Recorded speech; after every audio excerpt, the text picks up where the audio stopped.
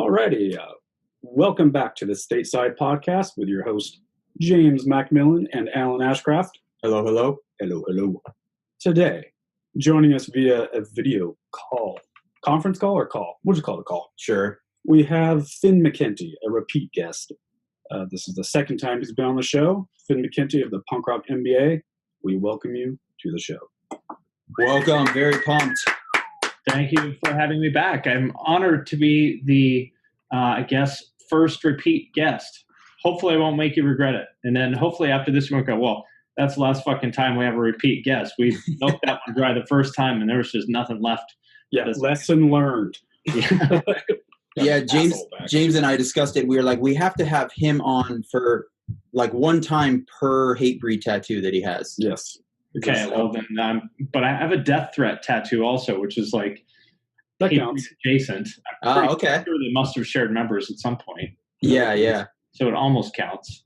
Yeah, almost. Wait, you have two Hatebreed tattoos? Yes, and one death threat tattoo. What? How long ago did you get the first one? What was the first one? Probably like 2005 or something, or 8. I don't remember. Damn. That's legit. I remember my like connection with Hatebreed. Like the first thing I think of when people bring it up was I went to I must have been 15, and I had just gotten into Slipknot, so I was like, I know heavy music. Like I'm gonna start venturing in a little more. And we were at Fred Meyer, and my mom was like, all right, you can get one CD. That's when CDs were like $20. So it was like a big deal. God, and how did they get away with that? Yeah, for real. And then, I know. And then here's how dumb fucking 15-year-old Alan is. I spend that, one CD credit on, I believe it was Under the Knife, which was it wasn't a full length. I think it had it might have been just an EP. But it's their 7-inch, and I think the CD version might have like some demo or split tracks or something on it. Yeah, and I mean that song is the shit. But then the other ones it was whatever. But that cover, I was like, that cover is fucking legit. I'm getting this, and that was back when you just bought shit because Spotify wasn't a thing. So you just, all right, I'm gonna give this a shot, and if it sucks, it sucks.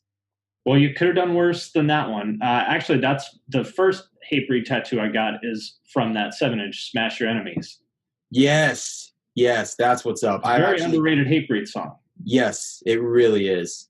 I remember back when that came out. I think that came out in 96 or 97. And I remember back then, it's weird. They were the exact opposite of what they are now.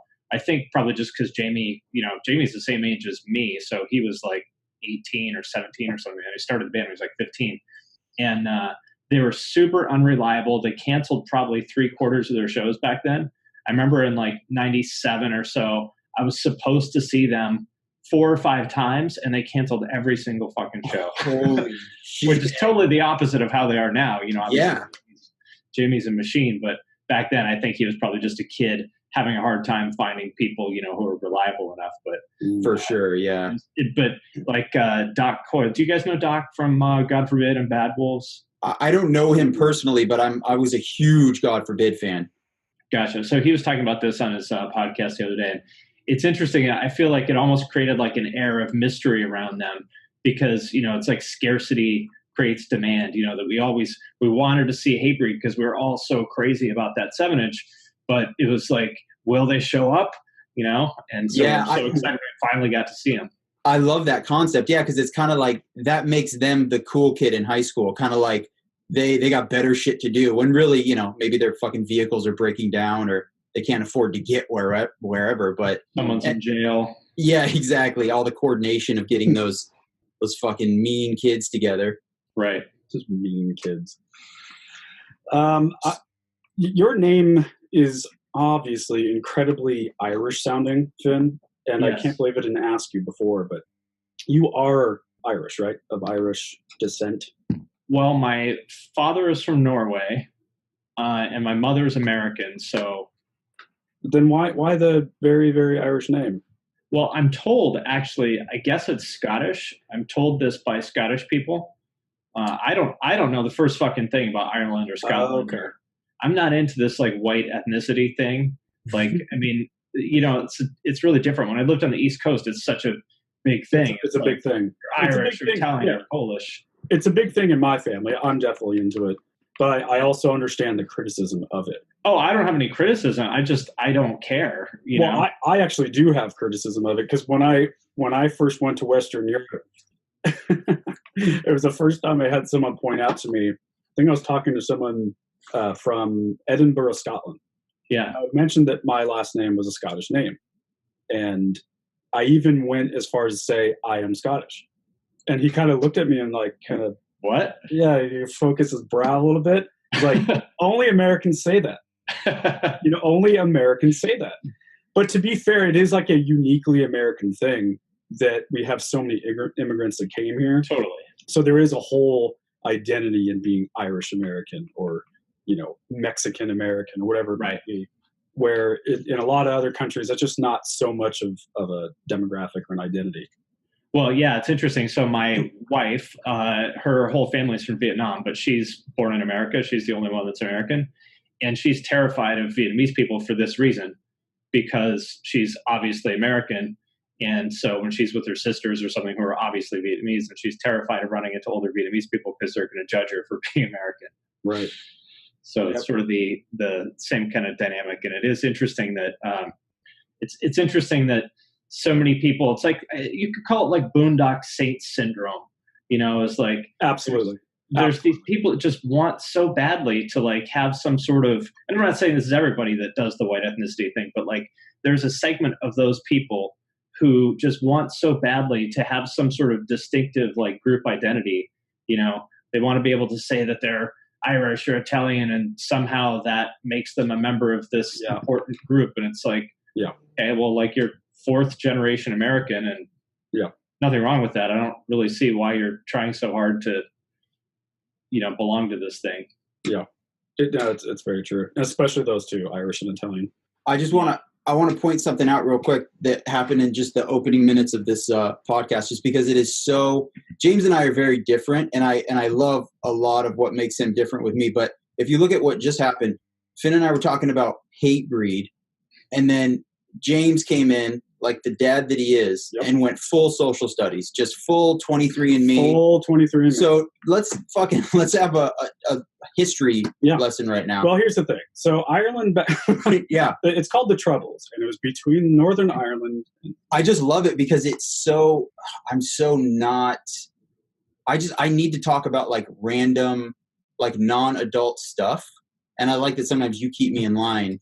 And you're making it sound like that's what we do on the show. Most of the time we're talking about our dicks and farts. Which is what I signed up for. So, if I'm the adult in the room, then we're fucking in tons of trouble. Well, I guess I'll be the adult then. Yeah, I love that you think I'm the one that brings it up to the serious. Well, and that's the thing. I have to applaud Finn for being able to play both sides. He's like, you want to talk about Hatebreed? Cool. You want to talk about heritage? I'm down with that too.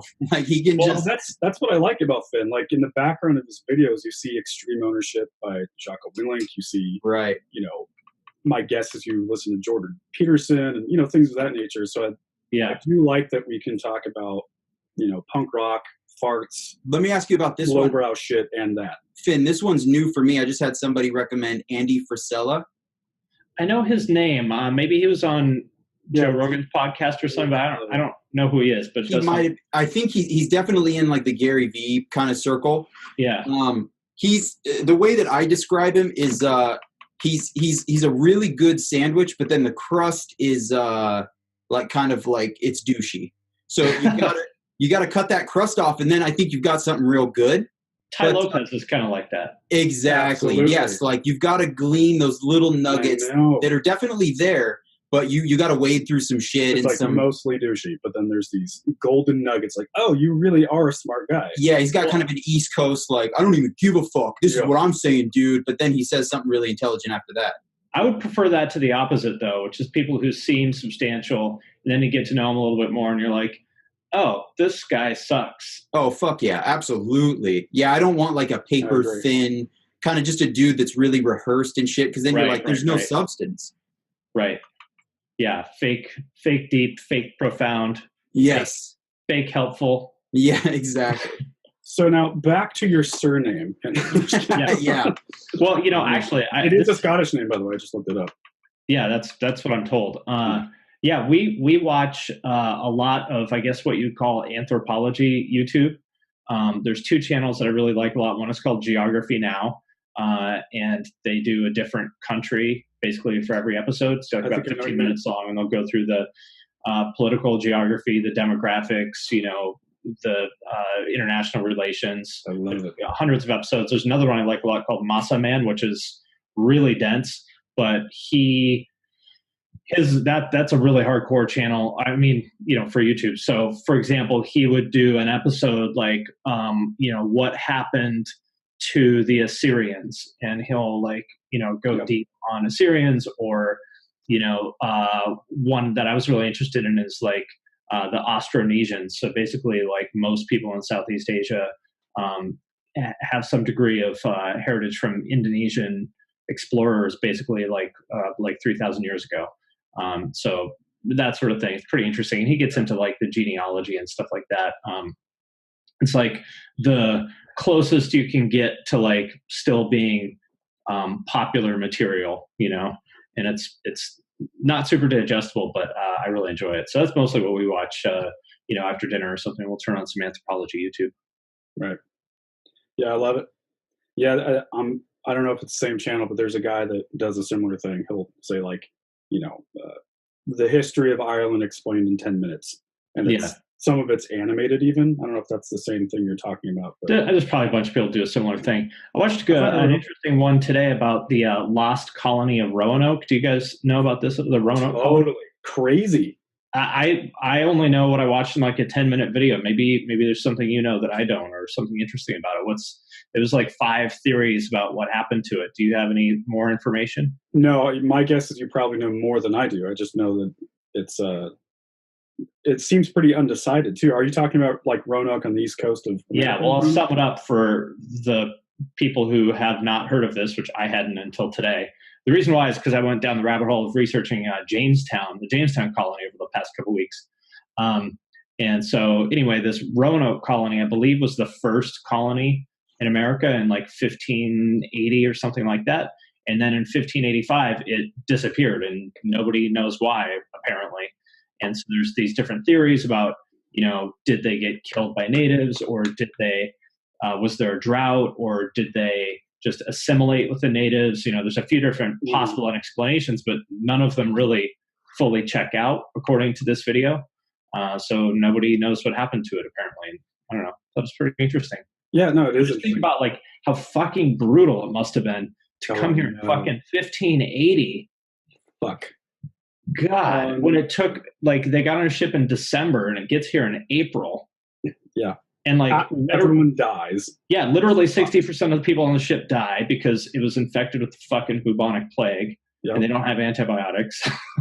Yeah, dude, think about if your family wanted to go on vacation right now, but you're not sure if you should because one of you is most likely going to die if you do it. Right. Well, that's why we have 7 kids.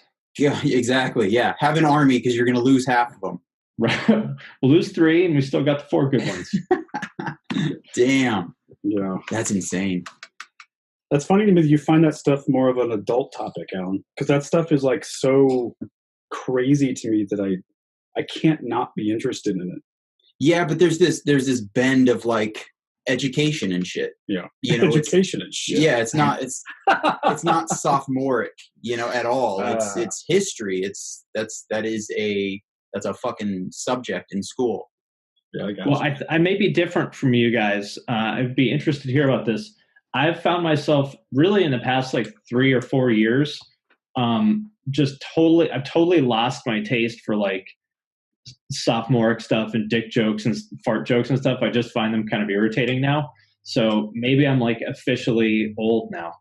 No, I'm with you. Listen, I'm as immature as the rest of them at times, but I still like there's got to be a level of cleverness to my immaturity. Right. Like, I will laugh if you, in a clever way, can put some shit together that is super childish. Right. I love that. I laughed the other day there was a Ricky Gervais tweet where he was just talking about, hey, everybody, let's rename animals. And I can't even remember what they were, but he had a couple different names for animals. I think like maybe a bat was a rat angel or something. But he had a couple like that that were hilarious, but he's also a genius and had to think that up. It wasn't just, I think some people, they go for that low-hanging fruit.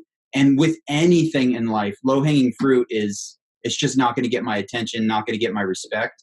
Right. But I've seen some comedians go full, shit and dick jokes, and it's maybe the most brilliant joke I've heard, that month. Like Tom Segura and Christina Pazitsky. Absolutely, it's one of my favorite podcasts of all time, and all they do is talk about the lowest brow humor. There's a smart way to do dumb shit. Exactly. That's the thing, and it's across the board. Yeah. But yeah, I'm with you, Finn. I can't. There's sometimes somebody just I will just within passing, somebody will kind of just give me that low hanging fruit, and I don't care. We actually kind of have like a new segment on the show, just called "It Fucking Pisses Me Off," and it's this thing that I told James I want to do because essentially for exactly what you're illustrating right now, where I notice on the internet there's all of these. What was the first one that I did, James? And probably the checking in. Yeah. So the first one that I did was it fucking pisses me off when people are landing in a new city and they have to tweet. They rush to tweet, "Hey, San Antonio, I'm in you." Like, okay, dude, you are the 4 millionth person to do that. Congratulations. You're trying to be funny. Exists. Yeah, you're just trying to be funny while letting everybody know that you do sex. Okay, cool. Last week was the people that I love this too because Finn's going to get all of these because he's on the internet as much as me. Yeah. The other one was like you're at the gym, take a picture of yourself lifting and you go at the gym, but if I didn't take a picture of it, did it even happen? That happens all the time. There's also, I think last week I did a twofer. The other one was you post something sad and then the caption is "I'm not crying, you're crying." Okay, cool, dude. Like, and then that happened. Remember? Yeah, and then the following week, Barstool Sports posts something, and guess what the caption is? "I'm not crying, you're crying." So I tag James, and I'm like, "Look at this shit. Yep. It's not slowing down." Yes, stale is the perfect word. It's been done to death. Stop. Think of something new. Is that going to give you a heart attack if you try to be original? Just do it. Yeah, it drives me nuts. So yeah, that's my long-winded support of what you just said. Well, you know what drives me nuts is people turning left. I don't like it. Yeah, do 3 rights. Figure it out. Just take 3 rights. Wait, what's weird about it is there's a lot of things. Turning left is one of them. Sneezing, it really irritates me when people sneeze. There's a lot of these things where when other people do it, it drives me insane. But when I do it, it feels totally okay. Yeah. Well, absolutely. Why is it okay when I do it, but it's so irritating when they do it? Well, let's talk about, first of all, loud ass sneezers. I know a couple. Get fucked. Like fucking my father-in-law. I'm going to have a goddamn heart attack every time he sneezes. Ah, shit! It's probably going to happen to us. I feel like if you're a white guy, in your 60s, like the volume of your sneeze, like 3X's. Yeah. I don't know why. It's always old white guys. That's right. Yeah, it's like the second you're 60, you go from sneezing to just sounding like you walked in on your parents having sex. Right. I don't need that loud of a yell. That's insane to me. He's yelling. Yeah. He's yelling. There's a dude at Rise, every time he sneezes, I legit have to leave the office because my adrenaline is pumping. He just screams so fucking loud that I'm like, all right, cool. I'm in fight or flight, so I got to go take a 5-minute break. That's fucking awesome. My friend's grandma used to say, "Awa, awa." Was she foreign? That sounds very foreign. No, she's just weird. She's just weird. She had this. She's just weird. Yeah, so she lived in their basement. She was pretty old at that point, and I remember she had this drawer of like gross old candy, like the circus peanuts and like those peppermint strip. All grandmas do. Yeah, exactly. All the yucky grandma candies. Yep. And she was an interesting personality. So I remember once she would do this thing where she would try to play all of us grandchildren off of each other. I mean, I wasn't her grandchild, but sort of family friend kind of thing. And so all 3 of us are down there, and she says in this real, like, obvious stage whisper to my friend Tony, she's like, Tony, would you like some candy? Don't tell Danny or Finn. No, thank you. I'm okay. And then she says real loud, like in a row, well, fine then. Fuck you, you ungrateful shit pot. Oh my God. Does she have Tourette's? Jesus. Good Lord. You know that scarred him. Okay. Yeah, dude. He thinks about that every 3 weeks, guaranteed. That's horrifying. Oh boy. So you just got back from NAMM, right? About Yes. 2 weeks ago. And how was that?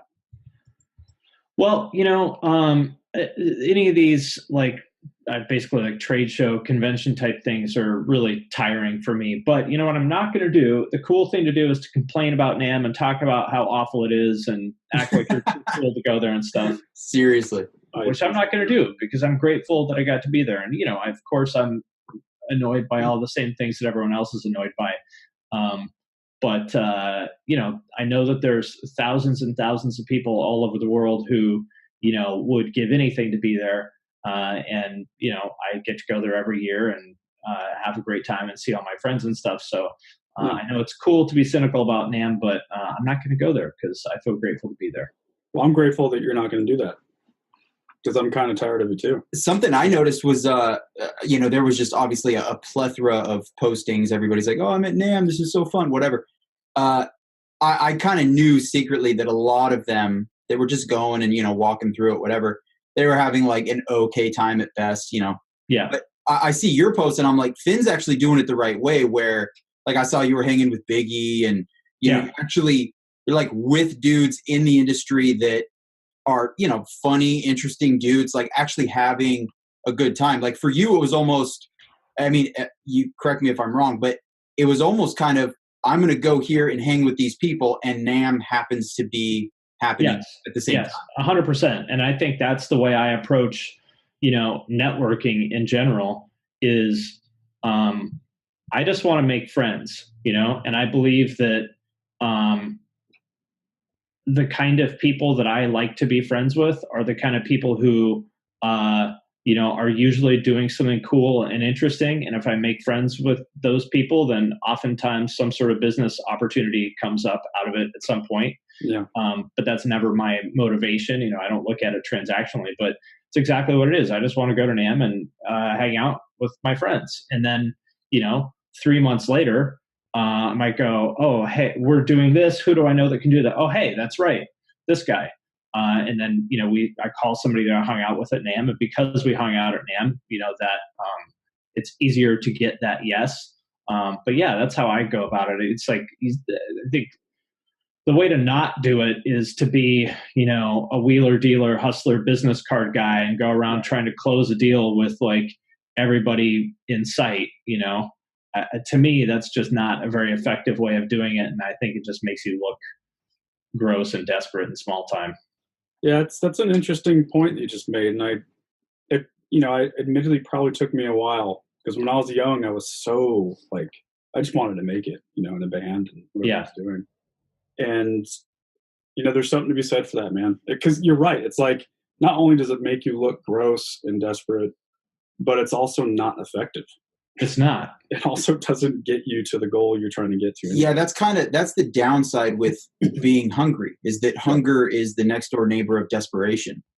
And I think that sometimes people can smell that. It's kind of this, no, but you don't get it. Like, I want to make it so bad that like I'm willing to fucking harass you. Right. And that's not, no one is like, oh, okay, well then shit. Yeah. Let me give you all my business contacts. And no, it's just not, you hit the nail on the head, man. You got to just be a good hang. And I think that if it's genuine, everything is just going to flourish from there. Yeah, I think that's the key, especially in our world where, it's really not that big. It's probably true of pretty much anything though, is being genuine to me is the key. That's, we all want to work with people who, we believe are genuine and authentic, and we don't want to work with people where we think that they just want something from us. This is something I've been thinking about quite a bit lately, actually. There's some people, who I've known over the years where it became clear to me recently that I only hear from some of these people when they want something. And I thought we were friends. And I realized recently, like, oh, we're not actually friends. Like, we're friendly, But do you guys know Fluff by any chance, Ryan Bruce? No. The guitar YouTuber? Yes, I know that name. Does he have a beard? Yeah. He also has a nickname, something beard guy. Right? Riffs and Beards is the name of his channel. Yeah. So he lives in Tacoma. And I've known him for a long time, but I've become pretty good friends with him recently. He's the opposite of this. And this is what I realized actually at NAMM. I was like, if you asked me to help you clean the gutters in your house, I would hop in the car and I would go do it because we're friends. And I know you would do the same for me. Yeah. There's other people that, maybe I've worked with where if I ever ask them for something like that, or a ride to the airport, or could you feed my cat while I'm on vacation, they'd always find a reason why they can't do it, or they'd love to help but they can't, or blah, blah, blah. And you realize the nature of that relationship is not genuine. It's just business. Well, I guess I shouldn't say it isn't genuine, but it's just business. And there's nothing wrong with that. But I personally want to work with people who, genuinely want to help me, and I will genuinely want to help them in return, as opposed to like trying to just maximize the value of that relationship. Like, what can I get out of James while exerting the least possible effort on my part? What can I convince him to do that will help me? Right.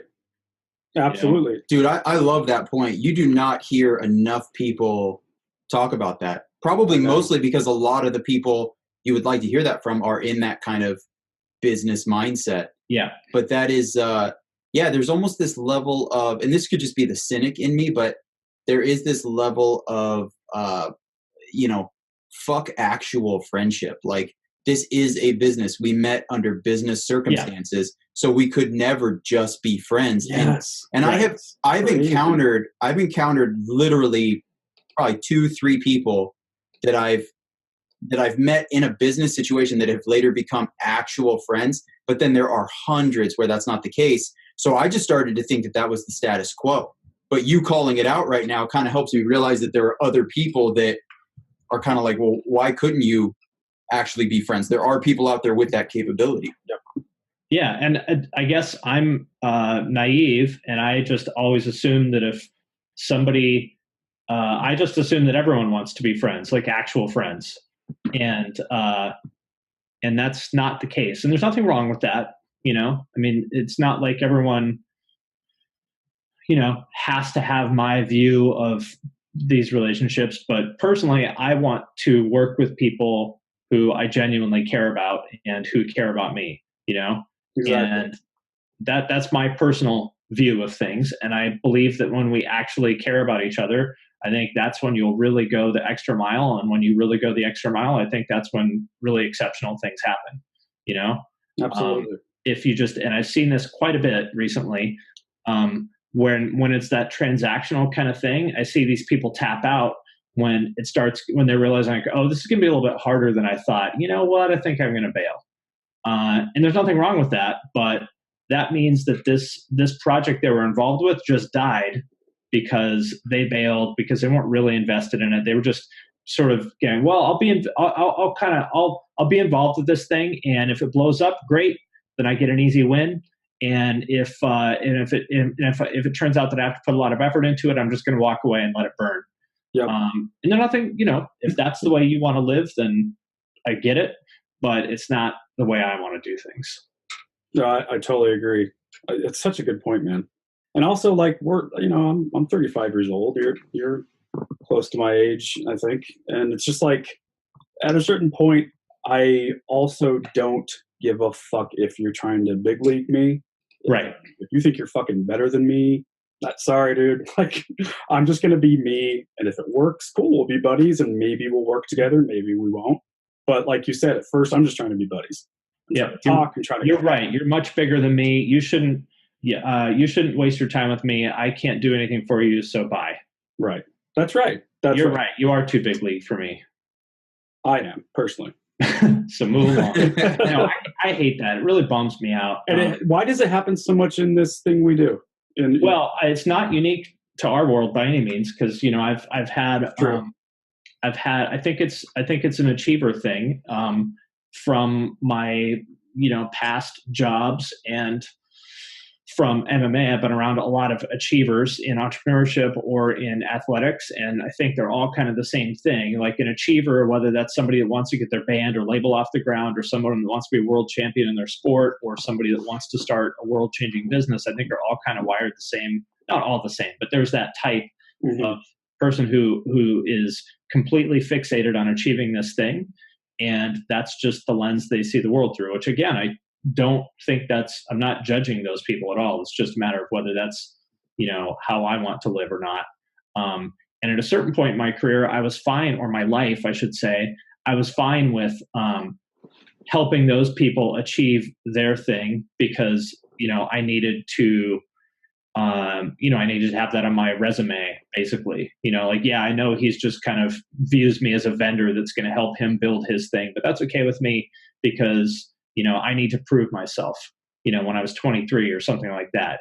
You know what I mean? Like, yeah, I'll do this video for this guy, even though I know he doesn't really give a shit about me. But that's okay because I want to say that I did a video for this person and that will, help me open doors in the future. But now that I'm older and I've kind of proven myself, it's like, well, I'm not going to put my energy into making your fucking dream come true when you don't give a shit about mine. Yeah. Why? Yeah, like fuck that. And both of us, all of us talking right now, we are all at a place in our life, career, either personal or career wise, where we know who we are, we know what we want, and I'm pretty I want to keep growing. I'm not saying I've reached it. That's not at all what's happening. But I've definitely gotten to a place where I'm like, I don't fucking need you, I guess is what. Yeah, exactly. If this isn't something that we're going to do together on a even level, right, then maybe the reciprocity I think is the big thing there.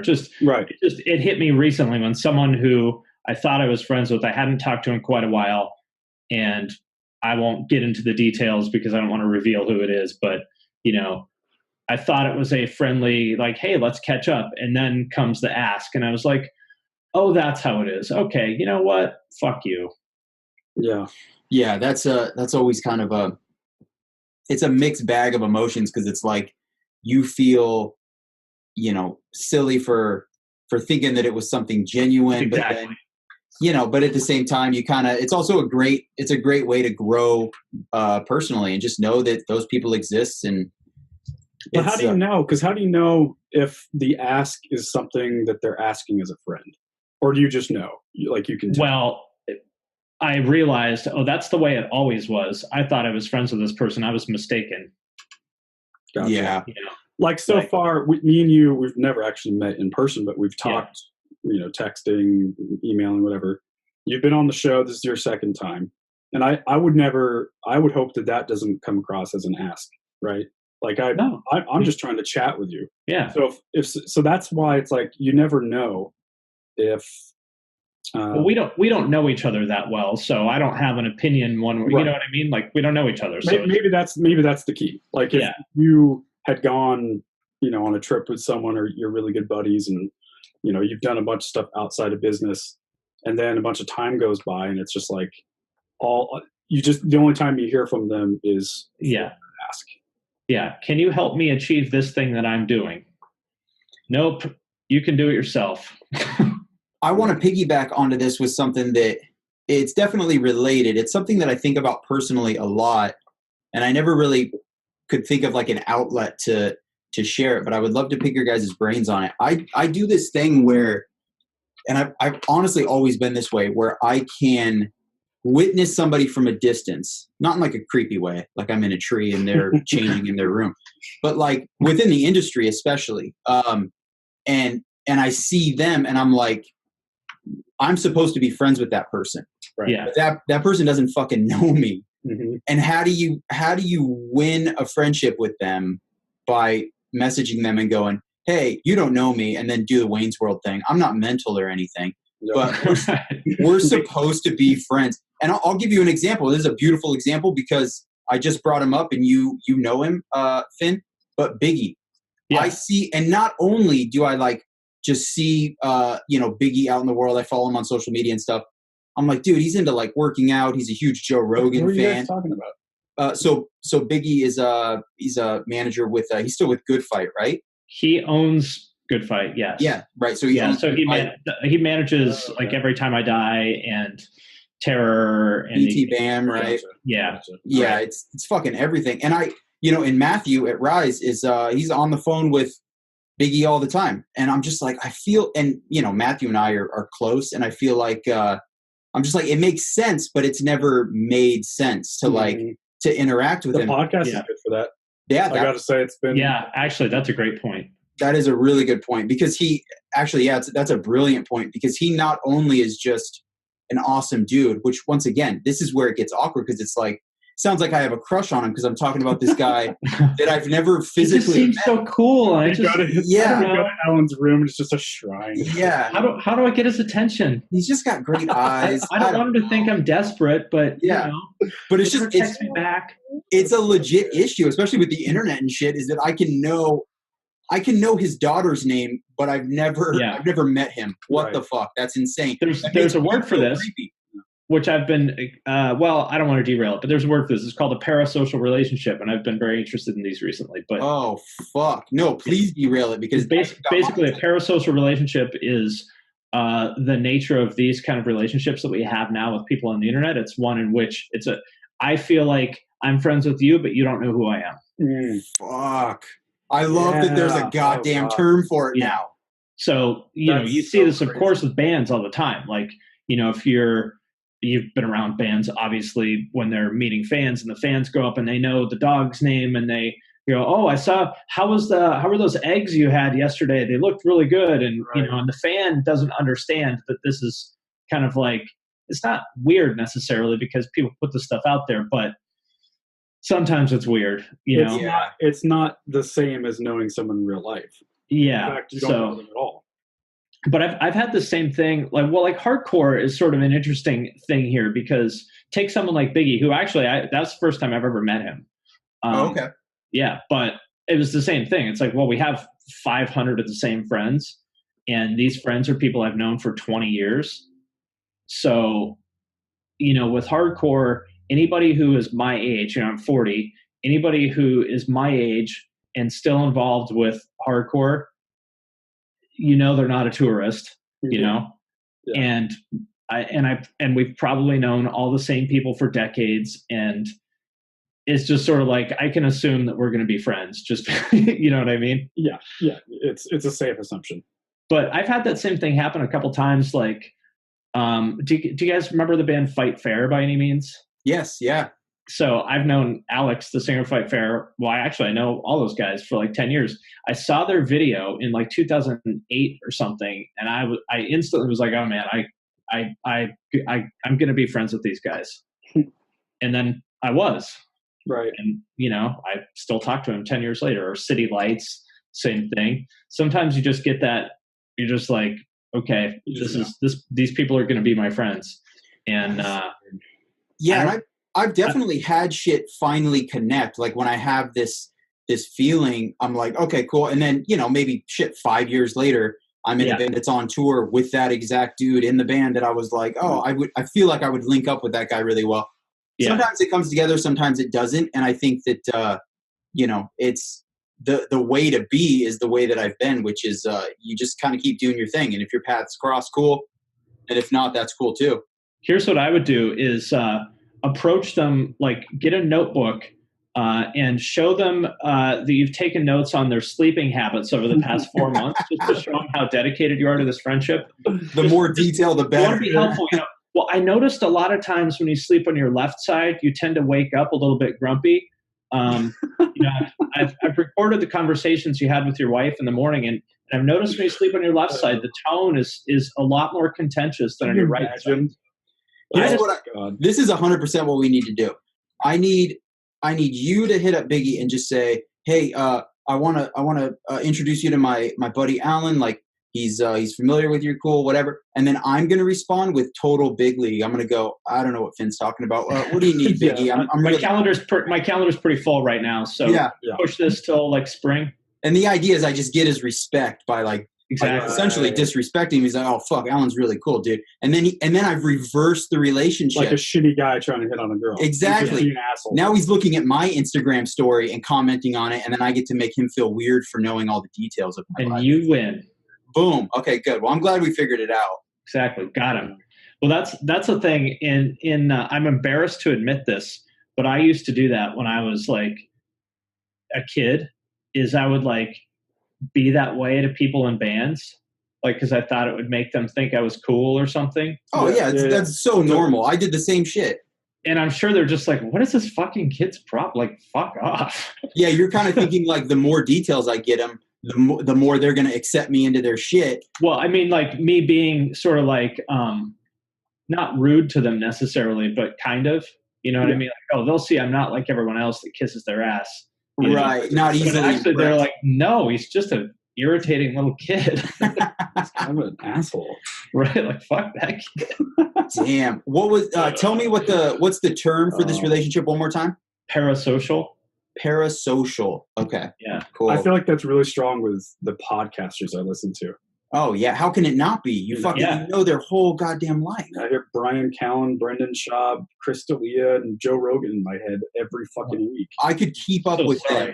In a conversation, I could keep up with them with like among 20 others current shit, and they would but they don't know who the fuck I am, and that's such an uncomfortable especially position with podcasting, because you're talking, and it's like Dewey pointed out last week that it's different than any other art form, especially music, because like with music you can just kind of check out, or you're feeling whatever you're feeling from that song, but with podcasting it's someone's voice literally in your head. Right. Yeah, I remember when he was talking about that, going through your ear canals in your brain. And there's experiences, and it's not a lyrical kind of let me try to illustrate this. Exactly. It's just hardcore. Like, oh, I woke up today and my cat puked everywhere, and you're like, shit, I have a cat that pukes everywhere. Right. Like, I use this medication for it. I would talk to him about this medication I use for my cat. I feel like we'd get along. Yeah, absolutely. But then you're like, no, you don't know who I am, and I'd be a psycho to reach out to you. Yeah. There's a particular weird thing that happens with gent bands, and I don't know if you guys have been around this very much, but their fans talk about their dicks all the time. It's super weird. Like, you guys know who Misha from Periphery is? Yes, yeah. Look at the comments on his Instagram. I guarantee you, like, they're talking about his dick? Could be. Usually their own dicks? Is it in like a joking kind of way? Yeah, but it's really weird and not cool. Like, they'll go up to him at a show and be like, oh my God, I can't believe I'm meeting him. I'm so hard right now. Oh, I know what you're talking about. What is your problem? That is super common. There's a couple guys. The band that I'm currently in has two dudes. I won't name them. What that's from. But good Lord, dude. It's kind of like the Fighter and the Kid dudes do that a lot, right? Yeah. Is that maybe where they're getting it from? It's like a weird dude thing. It's a bro. Like, it's supposed to be the ultimate. We're not gay, so we're going to talk a lot about gay shit. It's the ultimate right. for heterosexuals. Like, the more hetero you are, the more you talk about gay stuff. Right. Like, I'm going to usually grab your dick. But I'm in multiple group chats that are like, hey, you guys good for practice on Sunday? And somebody will just write back, jizz. And yeah, exactly. I'm just like, what are you doing? And it's one thing if, like, we're friends. Like, I still find it kind of irritating. But it's one thing if, like, you're just walking up to some guy in a band that you never met. And that's crazy. Like, what's wrong with you? I know, because it's, like, supposed to. What in the world would make you think that is the right way to make a first impression? For real, yeah, because it's supposed to have a humorous bend to it, but it's like, I don't know, man. You're just old, Finn. You don't get it, man. Yeah. That's what kids... Well, especially when they come up, like, they're, like, trembling with fear, like, smiling. They're just like, dude, I'm so hard right now. Yeah. If you intended that to come off as, like, a lighthearted, like, you know, bro joke, it didn't. It came off, like, totally serious. That makes it way worse. It's just extra awkward. Yeah, serial killer, exactly. You know, and like the comments on the there's somebody in one of those bands that I'm friends with. It's not Misha, but somebody wrote him like a 3-page email that's basically like this fan fiction about them fucking. Good God. And it's a joke, quote unquote. But it's like, that's not funny. It's fucking stupid. Yeah. It's you know what I mean? Stupid. Like, that's not funny, and it's not going to make this person think you're cool. Yeah, because there's no like you don't have a relationship, so the context there is literally just, hey, what's up? I'm a stranger. Here's a short story about us fucking. Right. That's crazy. How are you halfway through that story and going, he's gonna fucking love this? Exactly. Like, oh my God, wait until it gets to this part. Dude, I'm gonna probably be in the band after he reads this. No, dude. Yeah. I mean, God, like I did some really dumb, off-putting stuff when I was a kid, but I never did that, thank God. Yeah, that's championship level creepy. All right, I need to take a piss really bad. So I'm going to do that. Let's take a little break, and then let's do the fight talk. Yeah. I'm sure you guys want to do some fight talk. Yeah, absolutely. I'll try to hang in like the dad I am. Yeah, we'll just hit some points. By the way, I'm not a dad for everyone. I don't have a kid. I just have a lot of dad energy. I literally thought you were a dad until like 3 weeks ago. I know. Yeah, like you don't have a kid? Honestly, I thought you had 2. I think I have 4. The whole baseball team is kids. Oh, man.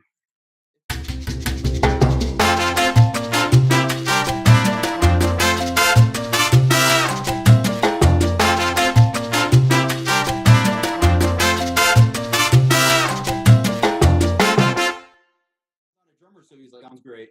Sounds good. All right, I pissed Ward. Nice. Did you pee right here, sitting here? No, man. I never pee. Our bladders are legit opposite. Oh, I have the bladder of a 5-year-old girl. Yeah. Well, James's prostate is swelling, so that's why his... Yeah, it's pretty bad. Meanwhile, I haven't peed in 9 days. To be fair, I also drink liquid all day. Yeah, see, I don't. I'm terrible about staying hydrated, which is like rule number 1 for being a human. Lot of coffee. Yeah, a lot of coffee. That's got to be 80% of what I drink is coffee. By the way, you guys ever notice how not tough you look when you drink out of a straw? Check this shit out. It's impossible. Fuck you, bro. Yeah. Try to find the straw and shit. I like it. So good. Well, tough guys in the room. You guys want to do some fight talk? Yeah. Do some fight talk. All right. Go. Some quick bullet points. All right, we'll start with we'll start with Silva. Wait, let's do an intro. Okay. Fight talk with Finn Mckenty. Go. Fight talk with Finn. Yeah, so Anderson Silva, Israel Adesanya. That was supposed to be the co-main event of the last fight. However, Robert Whittaker, who is the current middleweight champion, was going to fight Kelvin Gastelum. He ended up needing surgery, Whittaker, for a hernia. Yeah, it's like a hernia in his abdomen. That was legit, by the way. Yeah, very, very. I mean, he's a tough dude. Is that the guy where Connor called him out? No, that was Kelvin that he called out. Kelvin. Yeah. There you go. Yep. So that fight fell through. So essentially, the headlining fight of an already very weak card was gone. So then you're left with the co-main, which was just kind of and I'm eager to get your thoughts on this, Finn. It was a bizarre, not a bizarre matchup, but a very interesting matchup. It's Anderson Silva, for those who don't know, was the closest thing to, being in the Matrix for years, just undefeated for years, just dodging punches like he was just in a different dimension. Even I know this. He seemed unstoppable. He was eventually stopped, like all fighters. He's in his 40s, I believe. 43, yeah. Yeah, and what made this fight interesting was he was going up against a fighter that is very much a young version of him. So it was cool to see kind of a seasoned vet versus just this young lion that... is that the guy they call Style Bender? Yep, Style Bender. Okay. Yeah. I watched the whole fight. It was interesting. In parts, it felt a bit like they had maybe too much respect for each other, and it felt reminiscent of kind of a sparring situation, but not the worst fight in the world. Yeah, I mean, I've seen worse. You sort of, in these situations, what you want to see is the in a perfect world, what you would see if you're Dana White is that Anderson Silva puts up a valiant fight and has a couple moments where it looks like he might win, but the young gun decisively finishes him and shows, that he belongs belongs with the big boys. But that's not what happened. It's what you said. It sort of looked like, somebody on the underground said it looked like a coach sparring with one of the students, which I think is about right. It was obvious that Anderson had lost a step. His speed just wasn't there. And, he's an attribute. He's very technical, but he's, always relied on his attributes. And, with those sort of fighters, anytime their attributes start to go, then their performance goes too. So he didn't look bad by any means, but he just obviously had lost a step.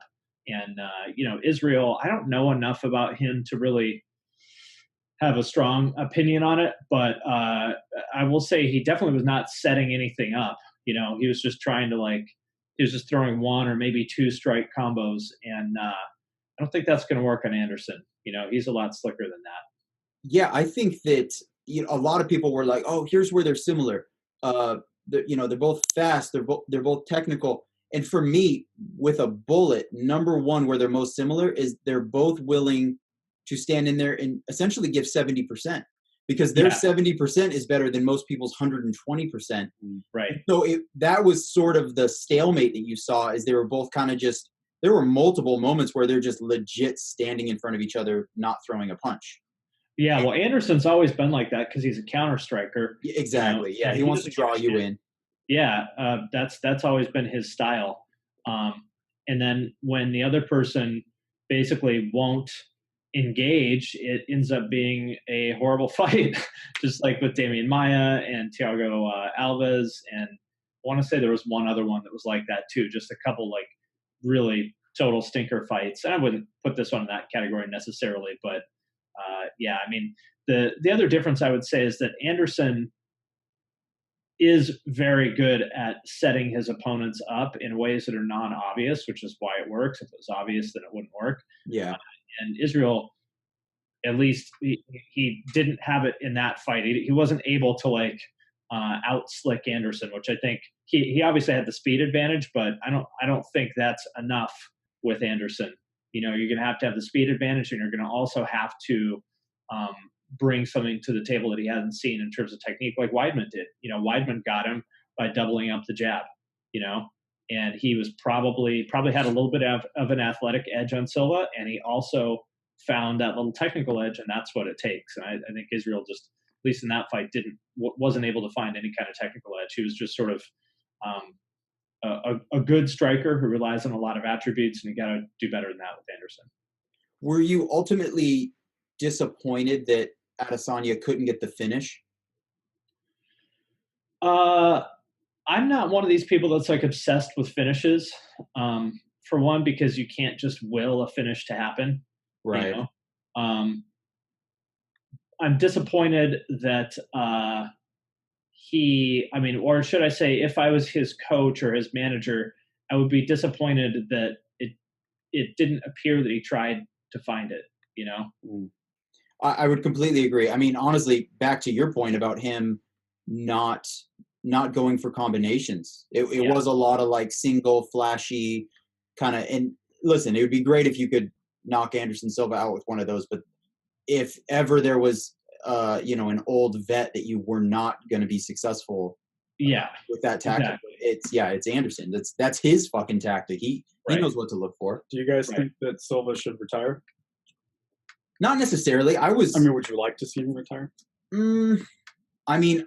That's a tough one, because I'm not hard on his retirement. However, I couldn't tell you that I am. Do you want to see him fight Conor McGregor the way that he implied, and then Conor said he would on Twitter? Well, what I think happened actually was crazy, no sense to me. What I thought it was Anderson Silva said he wants to fight Nick Diaz in Curitiba. And then Conor said, book it, and I'll fight Nate Diaz. No, that's not how I took it. Okay. There's a video where, you're more tapping than I am. You might. I'm literally going off the headline, so you might be right. He said something along the lines of, because people asked him, what would you do? And he said, I just think something, I'll paraphrase. I've been around long enough. I deserve a fight, the big fight. I would fight Conor. Oh, right. And then Conor did a paragraph on Twitter complimenting Anderson Silva, just compliment after compliment, like, man, we all should thank you, blah blah. And he said, it would be an honor, is how he finished the tweet. I'm fairly confident we'll never see that happen. No, Dana White, someone asked him, like, what do you think about that fight? He goes, I am not interested in that at all. Yeah, I mean, shit, all of that aside, even and that's really actually what matters. Connor's not great at 170, let alone 180. Like, I don't. But a 43-year-old Anderson Silva? Yeah. There's definitely a fight or two out there for him. I think he's getting into that area where you got to be creative with who you match him up with. The Adesanya one was a great kind of, I was like, okay, shit, that's got me interested. I can't, off the top of my head, I can't think of another one. Going for the big money fight. Yeah. What do you think, Finn? Well, it depends on what perspective I'm looking at it from. If it's from the perspective of his friend or family member, I want him to retire. Right. Yep. He's got a lot of miles on him, and who knows what damage that's already done. Mm-hmm. So from that perspective, I would want him to retire. If, I was his manager or someone else that gets paid, a percentage of his income, I would. It's like what you said. It's like, what are the fights that are winnable but still make sense? And it's sort of like you get into that like Dan Henderson kind of territory where, they're maybe not even a gatekeeper. They're just a guy that is respected, that's been around for a long time. And like, and people want to watch them fight, but it's sort of hard to find meaningful fights because it doesn't really mean anything if you beat them. Right. But it definitely means something if you lose to them. That's the kind of fight that if I'm a fighter's manager, I would not want to take. Like, what if Israel lost to Anderson? Then they'd be like, he lost to fucking 43-year-old Anderson. On the other hand, he gets basically no credit for beating 43-year-old Anderson. Well, I didn't think about it that way. That's a good point. Yeah, and you have to wonder at this point, I mean, there are few fighters with a legacy as respected as Anderson Silva, and how much of that gets tarnished with every loss. Because I think right now he's lost his last 3. Something like that, yeah. Maybe it's possible it was 4. I mean, Jesus, he's fought Adesanya and then Bisping, Cormier, Derek Brunson, and Nick Diaz. I want to say he lost all of those. Speaking, not to change this up, but speaking of people who keep losing fights, what do you guys think about BJ Penn and him continuing on or not? I mean, I wanted him to retire, I think, like 3 fights ago. Yeah. When he fought Rory McDonald. I mean, I'm going past what Finn said, the friend or family member. Like, what do you think as a fight fan? Oh, I say you put any hat on me, and I'm saying retirement. Yeah. Yeah. I've been a BJ Penn hater for a long time. I don't know enough about him. I liked, because I'm trying to get into doing my, I keep saying I'm going to do the first class of jiu-jitsu, and then I never do. But anyway, he's such a big inspiration for that world that I thought I liked him.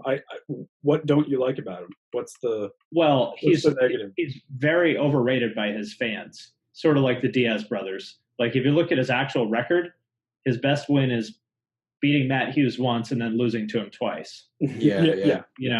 I mean, I'm not saying he sucks or anything, but but he went up in weight and fought Renzo Gracie. Okay, so what? He also lost. Like, who cares? Like, to me, that's not relevant. To me, like, I look at people like GSP and Anderson who get the belt and then defend it for years against all comers. Like, that consistency. BJ Penn is very inconsistent. He has some moments of brilliance, of course, but he has basically lost a lot of those big fights in ways that reveal big gaps in his game that he never fixes. Like, for being a jiu-jitsu wizard, he has never been a threat off of his back. I think he has 1 win off of his back, I believe. Everything else is a rear naked after rocking people, which, I mean, good for him. MMA or in jiu-jitsu? In MMA. Oh, you're saying he hasn't competed in jiu-jitsu in like 15 years, maybe more. I mean, he was great. He's very athletic, and very flexible, very fast. He's like an explosive athlete. But back when those were very rare in MMA, but then you put him up against people like GSP, who were, an even more exceptional explosive athlete, and he gets fucking manhandled. Yeah. Because GSP is crazy. Won't adapt his game. I mean, especially the past, I don't know, decade, really. He's just been like a boxer. What do you think about the a fight that I'm very, very pumped about is Robbie Lawler and Ben Askren? For me, for the longest time, Ben Askren was... Well, when is that going to happen? Not to interrupt. I thought that was going to happen at 2:34. Is that not? It's coming up. As far as I know, it's still scheduled. But I always kind of considered Ben Askren not being in the UFC as the single most disappointing aspect of the sport, for sure, because he always had this. Bellator? No, he went to one FC in Japan. He had a kind of a contemptuous relationship with Dana White. I think he told Dana White on Twitter, "Suck my dick." Yeah, That'll do it. Yeah. He got to a point with Dana where he was like, "I will never be in the UFC, no matter how nice I am to you. So I'm just going to kind of come out guns blazing." And then, in kind of an unprecedented move, the UFC and ONE FC traded Demetrius Johnson, the flyweight champion of the UFC, for Ben Askren.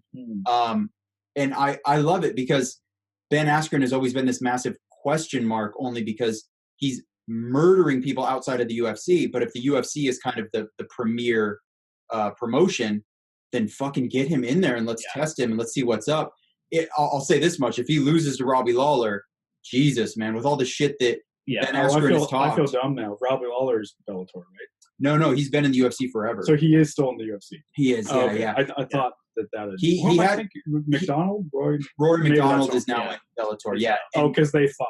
They did fight. It was the craziest fight fucking ever. I think it was UFC 189. That was the craziest thing I've ever seen. I was in a movie theater watched that fight, by the way. Yeah, McDonald got his fucking nose crushed, and dude, it was disgusting, man. It was. I think that was considered fight of the year that year. But yeah, I want to see. I want Ben Askren tested, just like anybody that the Floyd Mayweathers and when you talk a lot of shit, it piques my interest, and I'm like, okay, let's see if this is confidence. It comes from a pure place, or if it's just bravado. So I don't think that Robbie is the ultimate test for him necessarily, but this is also his first UFC fight. So I'm excited to see what happens. What do you think about it? Yeah, I agree with all that. I mean, if he beats Robbie Lawler, that definitely means something. I don't think it means he is, that doesn't tell me he's the next big thing, that he's going to be the champ necessarily. Maybe if he beat the Robbie Lawler of 5 years ago or something. Right. But, I mean, Robbie Lawler is no joke. You're not going to walk over him. And it would not surprise me at all to see him blow Ben Askren's head off his shoulders.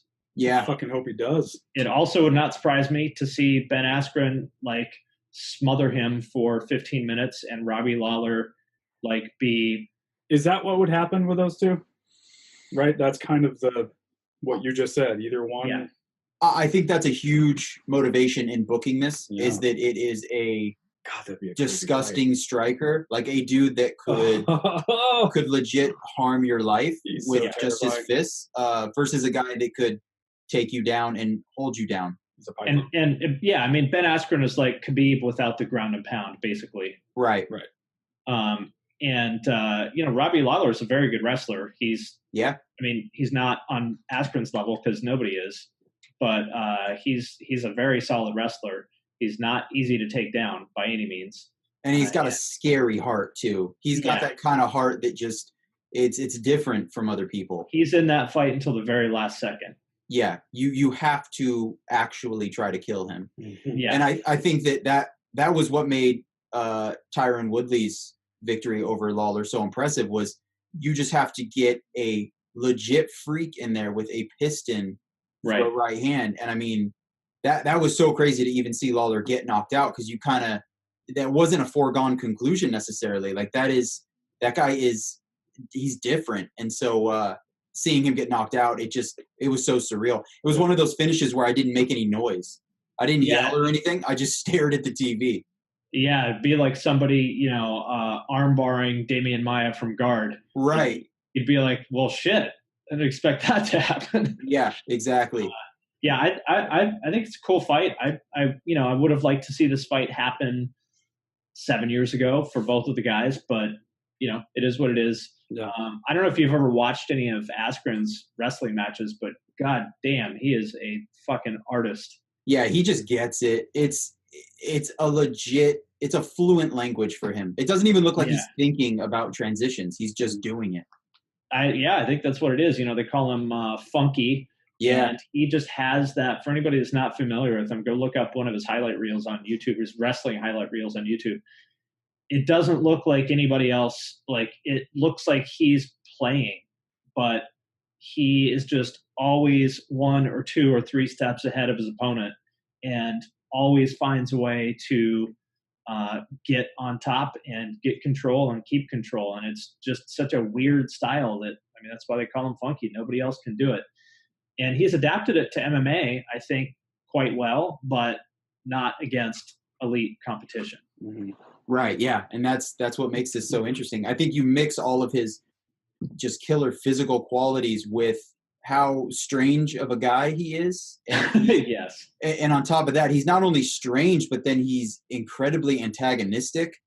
And I think big personality, yeah. He does. And to me, whenever I see that in a fighter, I kind of hope that the money is where their mouth is, because they're going to make things really interesting. Because there's nothing better than a guy who's as good as he says he is. And on top of that, he's poking and prodding everyone. Because no one is a fan of, hey, so who do you want next after this one? Well, whoever the UFC puts in front of me. No one likes that. We want to just fucking get as WWE as you can with this shit, entertain us, and then actually get in there, unlike the WWE, and really fuck each other up. That's just the most beautiful combination. I mean, that's basically John Jones, Yeah, exactly. He just acts like a total fucking dickhead and destroys everybody without even trying. Yeah, and then apologizes and then deletes that tweet where he apologized. And he's a mess. So we've been talking about high-level MMA. Let's go as low as possible. CM Punk was recently tested by USADA and is still in the UFC's testing pool. That doesn't mean anything super hardcore. That doesn't mean he's got a fight booked, but it means that he definitely doesn't not have a fight booked. The UFC is maybe still considering him somewhat valuable. What do you think is the likelihood that he has at least one more fight in the UFC?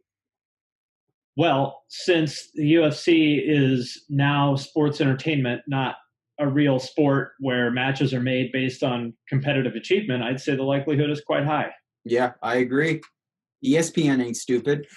Yeah. Go back to the testing. What does that all mean? It just means that he is still in the testing pool. He could be tested at any point. He's registered as a fighter, basically. Gotcha. As opposed to if you retire, they take you out of the pool. Yeah. And then you can do whatever you want. There's no consequences. How the fuck does that guy fucking test clean? How does he? He's testing hot. Yeah. He's he's straight edge. Not that means anything. Like, he doesn't really look any better than me, Right. Yeah, that's kind of, you could really tell he wasn't on steroids in at least his first fight. Just looks like a dude. Yeah. He very much looks like just a dude. He doesn't even look like an athletic dude.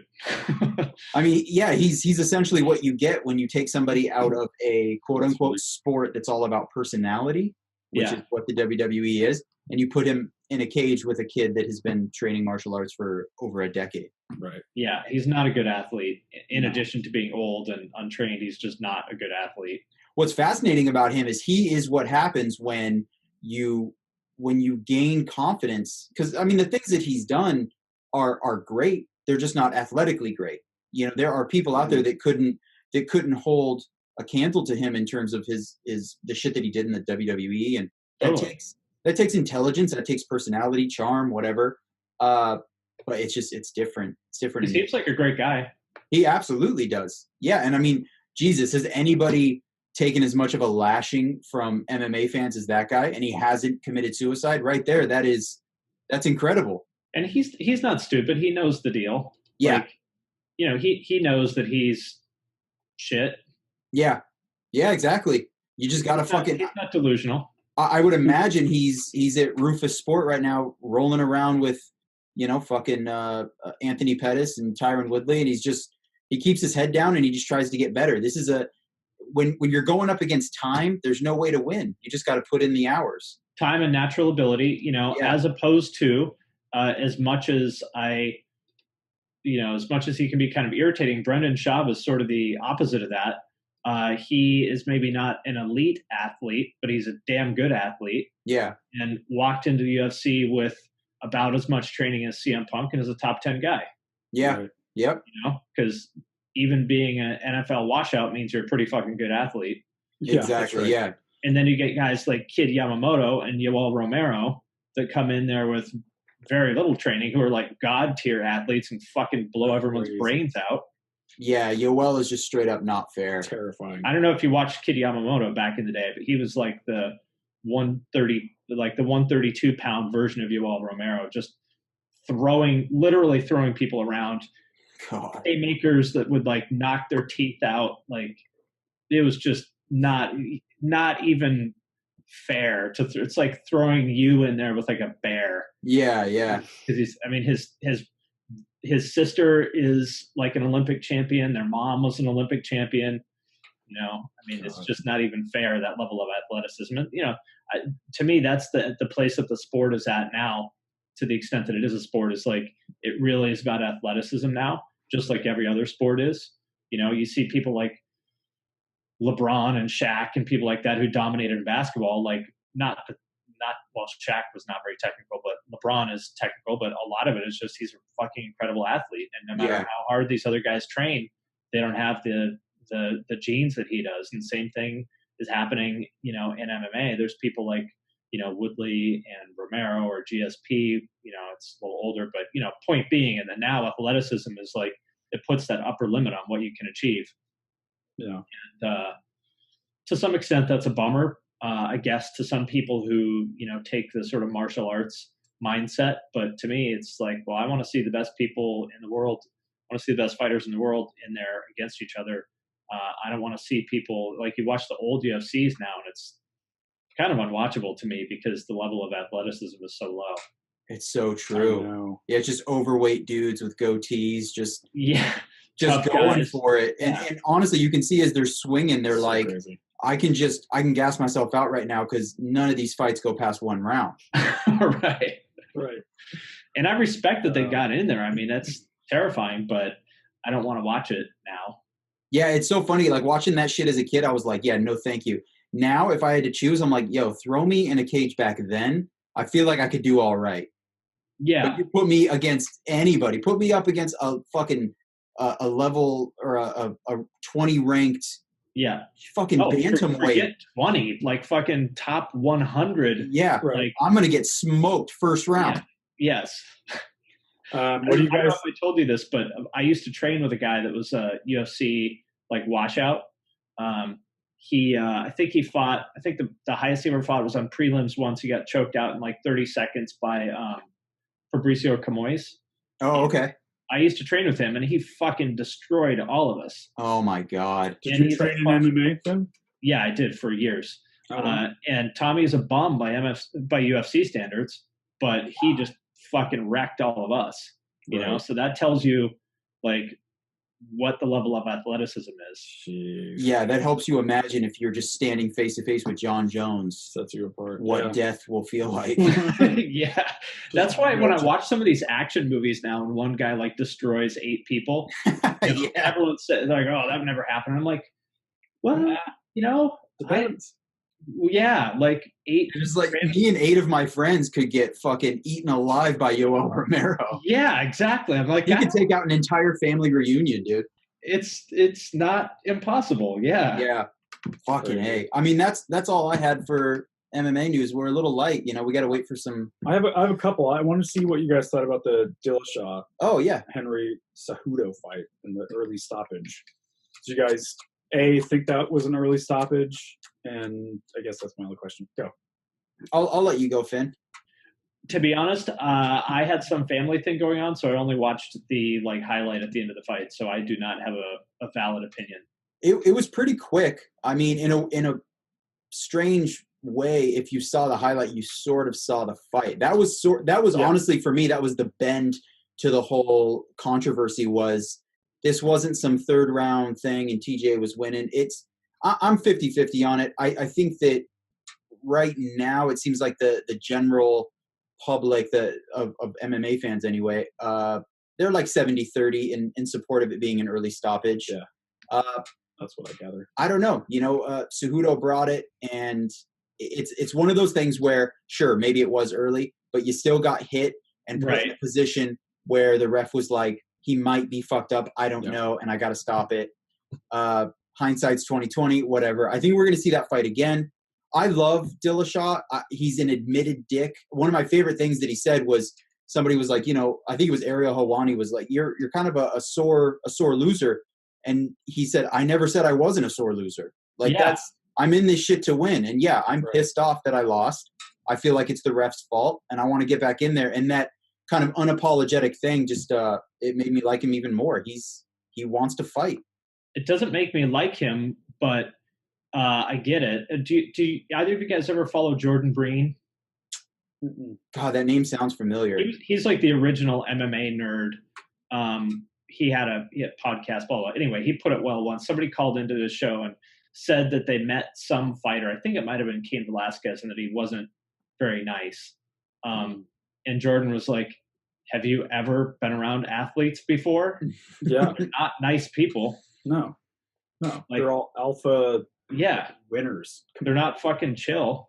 No. Well, especially these types of athletes where their health is on the line all the time. And if they don't train diligently, they might get fucked up. And that the guy who's the best in the world at fucking other people up is unpleasant. Wow. Shocking. It's like the book these hardcore bands, like Rude Awakening or something like that.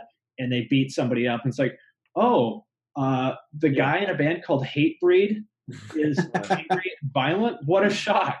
I know. The singer of Dillinger Escape Plan threw a fan across the fucking venue. Who would have seen that one coming? Who would have thunk? Listen, hats off to Henry Cejudo. Those are a couple solid fights to put away. Well, I guess he didn't put away Demetrius Johnson. He won. That's what the record book says. Yeah, no, for sure. And then Dillashaw as well. You could argue both those, I guess, but that is that's a sick 1-2 for him. So I'm eager to see what happens next. I think that the fate of the division is kind of still to be decided. But I love Dillashaw. Even if he moves up, man, I'll watch his fights. Yeah, he's that new breed of fighter that doesn't really have any weaknesses. He's a great athlete. He's good at everything. Just game as fuck. Yeah. Yep. Do some current events. Do the actual news. Yeah. Get away from this meathead news. Finn, can you see the desktop, homeboy? Yes, sir. Okay. Sweet. All right, let's do this one first. If I do this, do I lose him? No, there we go. Okay, so this is did you say you don't remember this one? No, not really. Oh, yeah. There we go. Ford recalls 1.5 million pickups that can downshift without warning. Oh, my gosh. 1.5 million. I need to send this to my dad, who makes fun of me for having a Toyota because it's not American made. Right. See, I read that as Ford ships 1.5 million pickups that has a transmission that does all the work for you. Yeah, exactly. Boom. Boom. What's that? You wanted first gear on the freeway, dude? Here you go. Here you go, bro. Slow down. Well, that's pretty much the end of that article, but if you get it, that's pretty crazy, though. Yeah, I mean, what could this whole fucking thing even be about? Oh, yeah, it's pretty short. I'm probably not very good at commenting on this stuff because I always want to know more because I would say that, and I mean, it's the same as you guys, I'm sure, like the headline about what happened on this one tour, you go, you see the headline and people ask you about it and you're like, well, yeah, that happened, but let me explain a little bit about what the context didn't tell you. Yeah, exactly. And then you go, oh, that's what happened. Okay. So, well, that's a good place to be, Finn. That's a good instinct to have. I mean, I have a very hard time thinking that Ford shipped 1.5 million trucks and someone's like, but sir, they'll downshift without warning. It's like, fuck it, ship them. Yeah. Right. I don't think that's what happens. So in situations like this, I would want to know, like, what is their, was this a QA issue? Was somebody, I guess I would want to know how it happened.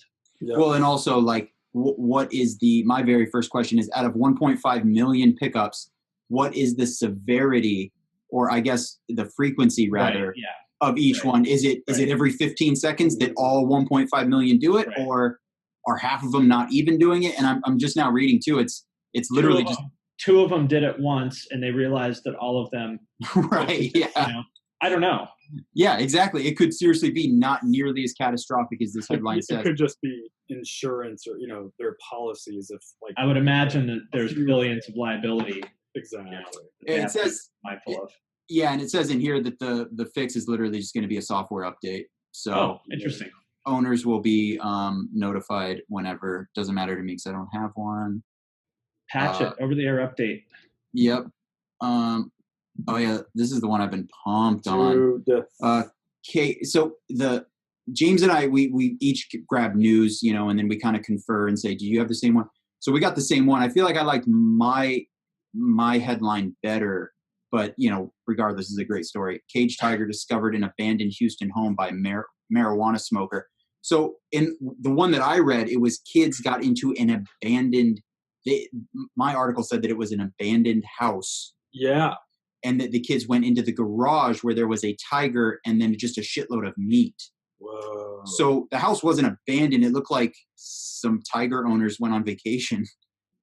Oh, so it's because the article. And I don't know if they just left like whole dead cats around the tiger to eat while they were gone. But just think about that shit. But like, still, imagine being these kids. You see a tiger and you're just like, yo, this weed is the shit, man. I'm seeing tigers. You break into a place to get high. Yeah. And the first thing you see is a goddamn tiger. Yeah. When I read earlier, it essentially said that. Jamie, pull up the picture of his paws. Do you see how big those paws are? Carry to shreds. Imagine what that would do to you. And then somehow 5 minutes later, he's talking about apes. Yeah. So they called police. Police came and tranked it and took it to an animal sanctuary. There's like 800 similar type. I don't think they're all tigers, but just wild animals. And it's just chilling. In a weird way, it's kind of like a happy story, just because the way that they illustrate the condition that the tiger was living in initially seemed a little depressing. So I'm kind of curious about like, what's the legality? Is it illegal to own a tiger in Houston? I would imagine so. That's the only thing I care about in this situation is the tiger. 100%. Yeah. I think that they could tell too, because in the article I read earlier, it's all about how the tiger's just chilling and right. loving shit right now. I love how everyone they'll express their concern. And I mean, I eat meat too, but we'll express our concern over this tiger over our, dinner where we're eating a hamburger. Mm-hmm. Yeah, oh, absolutely. Well, and also I will sacrifice all humans for animals. You could tell me this story and say, oh yeah, the tiger's in a sanctuary. He's loving life. And then the owner was executed. And I'll be like, okay, sick. I just don't even give a fuck. Yeah, cool. That's my wife. The tiger's good though? Okay. I watch Schindler's List. Yeah. Everyone's dying. But the one cat is walking. That cat looks cold. Yeah, she's like, oh, poor kitty. Oh, dude, I remember watching Pearl Harbor with Ben Affleck, and there's like a little 3-second scene where one of the boats gets like bombed, and there's a dog. It doesn't explode or get shot or anything. It loses its footing for a second, and I had a fucking panic attack. Right. I was just like, oh God, is it going to be okay? Is it back on its feet? Well, like 2,000 people died that day. Exactly, yeah. And I'm not concerned for one of them, just being a monster. Okay, what is this one? Drug lord Joaquin. That's a name. El Chapo Guzman found guilty on all 10 charges. That was a shockingly American pronunciation. Yeah, I went as sharp as I could. El Chapo. Joaquin El Chapo. Joaquin El Chapo Guzman. Got to go hard with the enunciation. Yeah, dude. How much do you know? I know a lot about him, and I know a lot about prisons too. Let's hear it. I'd rather hear it from you. Yeah. Well, my question is how they're going to keep this. I don't know to what extent these cartels run the streets. So you guys may know this, but with I bet they run them a lot. So especially like the Hispanic street gangs are run from the prisons by the Sureños are run by the Mexican mafia, and Nuestra Familia runs the Norteños from prison. Even the guys that are in like supermax facilities, locked down 23 and a half hours a day, they still find a way to get communications out to the streets through lots of different ways. For example, visitors or like their lawyers, like they can't prohibit you from communicating with your lawyer. And if your lawyer is crooked, then you have a private meeting with your lawyer and say, okay, when you walk out of here, call my friend James and tell him to kill this guy, tell him to kill Alan. Damn. And so they oftentimes use their lawyers as the communication vector. So that's what I would be interested. I mean, obviously they found him guilty, but now what is my question? I want to know how much he still runs the streets. Right. Yeah. Does the punishment even silence the criminal in any way? Yeah, because these people, does that not happen yet? Let me check. Because that's usually later, right? Found guilty, all charges, federal court, smuggling, massive amounts of narcotics. I mean, murder has to be one of the. Yeah. Oh, for sure. Yeah. Look at that dude.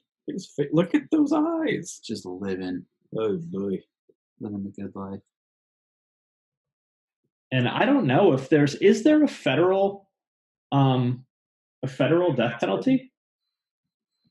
Couldn't tell you. There's something for like Homeland Security, terrorism type shit. Right. Yeah. You're right. Those are capital offenses, but exactly for a lot of these. I don't know.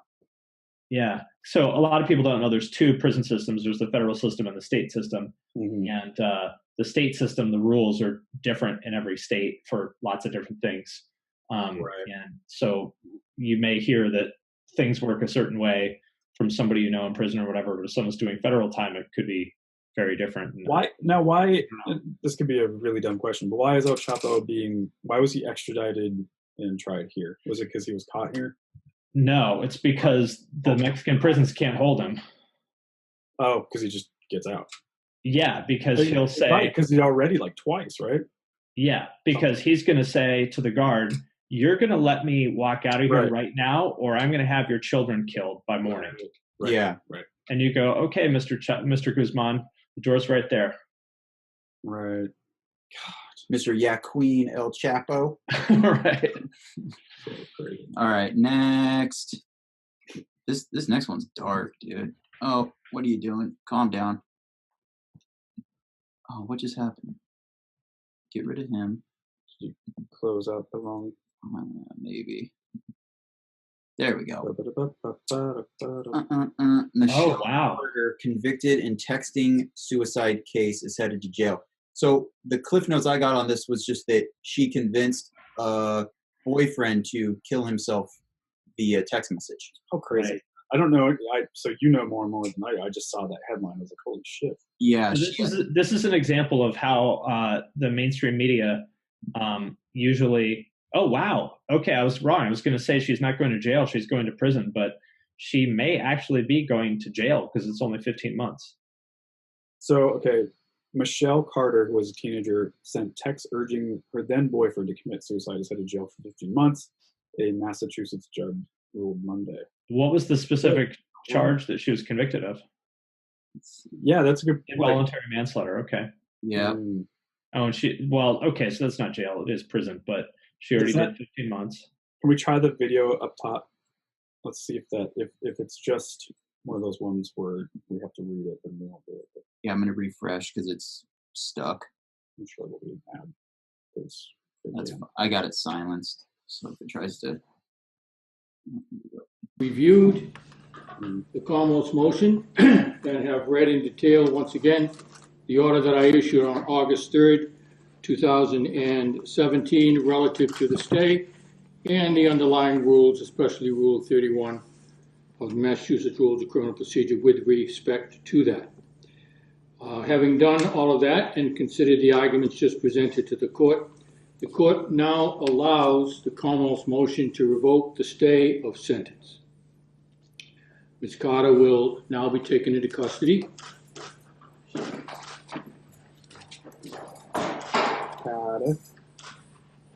This matter is adjourned. Thank you very much. All rise. Cool. Well, there you go. Interesting. Easy. Jeez. Like, I wonder what was going through her head. You know, like, do you assume the worst in someone like that? Or I remember reading about this forever ago, and they were showing some of the text messages, but yeah, that's... Wait, so the case stems from July 25th, Conrad Roy, who died of carbon monoxide poisoning after locking himself in his truck. So that's how he killed himself. So she was 17 at the time. And she told him to get back in the car, even though... He said he didn't want to die. Wow. Yeah, it makes you wonder what the... Because, see, I was going to say before we read that if somebody's already contemplating it and, you know, the tiniest nudge puts them there, then it was going to happen regardless. But yeah, he was actively reaching out. But yeah, she obviously does have... She didn't say, like, don't do it. She's like, go ahead. Right. Yeah, she seems like a horrible person who should be incarcerated. Yeah. At least for some time. Yeah. Yeah. That's crazy. Maybe she can get those eyebrows done in prison. They need a little bit of love. Yeah, let's scroll up. Let me see. Oh, yeah. She should get another year for that. That's right. Yeah. Come on. That looks fake. You look like it's like some Bert and Ernie shit. That's absurd. Wow. Yeah. That doesn't even look real. Throw the book at her for those. Yep. Yeah. Even her attorney right now is going, hey, I know you're sad, but are those fucking real? Yeah. She's like, I'm sorry. Your Honor, what did you say? I'm sorry. I was distracted. Yeah. I'm crying because my attorney's roasting me for my eyebrows right now. I didn't catch the verdict. I was distracted by my client's eyebrows. And then, James, you have a movie pick? Yeah. And then we'll wrap? Let's do it. I should probably wrap this up shortly here. Yeah, this will be our last little segment here. Okay, so this is a movie. So, Finn, if you remember, every week I do a movie pick of the week. And this is, as I actually wrote down in my notes, this is a movie that I've watched 3 times now. And at some point, I need to just admit it's a great movie. So, it's a movie called American Made with Tom Cruise. I don't know if anyone here has seen it. Nope. Oh, I saw this one, yeah. Yeah, and it's just one of those movies where it started to occur to me that, 10 years ago, or not even that, before there was just so much noise and so much going on, so many things for people to digest, that this would have made bigger noise. Like, people would have been talking about it for a long time. But nowadays, there's just, like I said, there's Netflix and Amazon and, Instagram. There's just so much shit to do that it was just a cool movie, and then it went on its way. Yep. But, yeah, it was really cool. It was based on a true story. So it's about a guy named Barry Seal, who was a pilot who flew for TWA back in the late 70s. And then he was recruited by the CIA because they realized that he was smuggling cigars into the country via Canada. And so they basically blackmailed this pilot and said, hey, instead of us getting you in trouble for this crime, we're going to employ your piloting services. And so he was a CIA operative flying down to South America. In fact, it's funny, we were just talking about the cartel and shit, because he worked for, what's that guy's name? Not Chapo, but the other one. Escobar. Yeah, Escobar. Thank you. Pablo Escobar. And so he ended up smuggling cocaine with the fucking cartel. But while doing all of that, the CIA said, okay, we're just going to turn our eye to you doing this criminal shit, but you have to take pictures for us, and you have to monitor the revolution that was going down in South America. And at the time, there's a lot of communism popping up in Venezuela and Chile and all around that area. So anyway, really crazy story. It's really funny. Isn't this like the fictionalized version of Cocaine Cowboys? A little bit different, I think. I watched I remember. Is that the same thing? I can't remember, but I know that whatever it is, I watched it like a week before this movie came out, and so I was able to compare and contrast the two. But there is essentially a documentary version of this story, and I don't remember if it's Cocaine Cowboys or something. I've never seen Cocaine. I've heard it's really good. I know that guy. Yeah, I've had that recommended to me a few times. Me too. It's worth watching. Yeah. Okay, I'll check it out. I'm going to play this boy. Anyway, great movie, really funny and well done. This is the United States Drug Enforcement Agency. We are ordering you to land. All right, boys, let's land. Easy.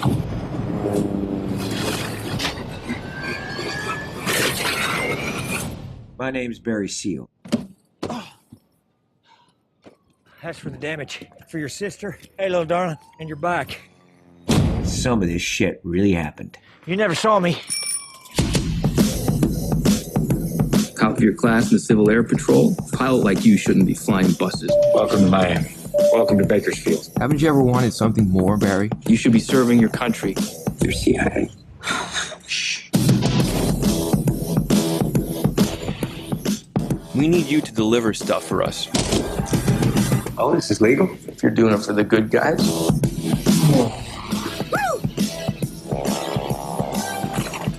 Barry Seal's a goddamn genius! You are an airline pilot, Barry. That's how you support this family. This is gonna be good for us. Is this all legal? You trust me? No. We're expanding operations, Barry. The devil you know, the devil you know, the devil you don't. The devil you know, the devil you know. Roscoe dug this up in the backyard. There are bills blowing around everywhere. I'll rake it up in the morning. ATF, drop your weapons! Guns, drugs, money laundering. Did y'all know the caddies have more trunk space than any other car? I'll get each and every one of you a caddy for your troubles. See, I'm gonna walk out of here. There ain't a damn thing any one of you can do about it. He's free to go. Wait a minute. The boys should have taken the caddies.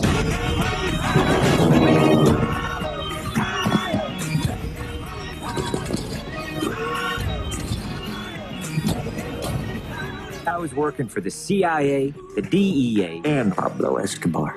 1,500 kilos. That's 1,500 kilos, Barry, in one go. Get it done.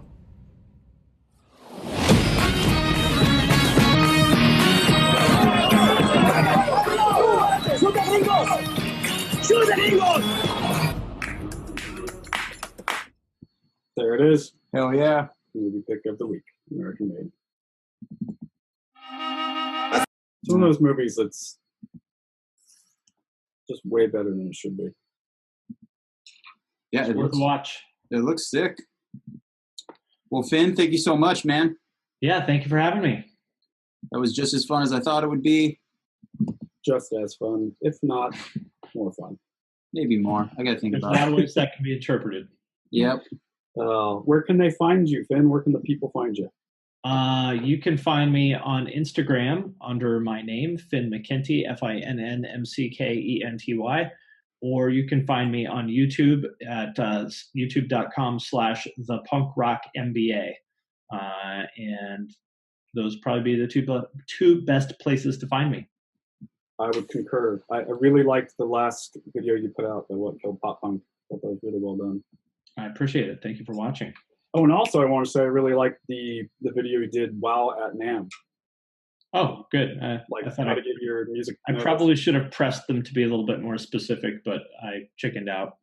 No, I thought it was really cool because it was a really good way to show the experience of that. It was a good idea, but I should Yeah. have pushed them harder.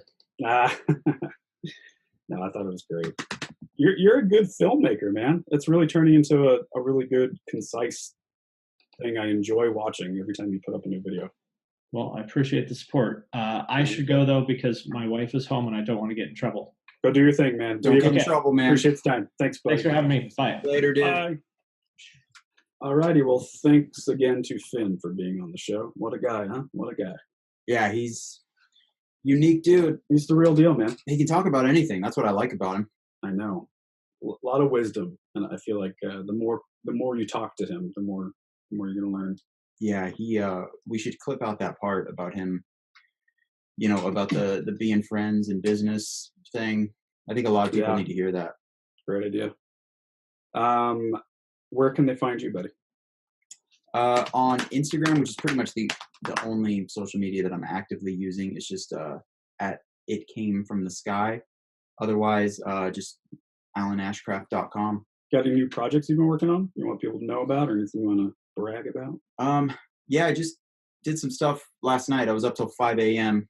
Yeah. And then had to be up at like 7 a.m. Did some stuff for the rapper Kevin Gates. Really pumped on that. And then the night before, did some stuff for Muse. Dude, that's crazy. Still waiting to hear back on it. May or may not get approved. I'll post regardless. And I got a couple other kind of cool big things I can't talk about right now. But I'm always taking work, and I got a mortgage to pay. So hit me up if you're in a band or you have a business, clothing company, whatever. Absolutely. Book club. I'm all about it. So I would say alanashcraft.com is the best way to get a hold of me. There's a little contact page. You can shoot me a message. Who do we have on next week? Next week is my buddy Jeff Lopez.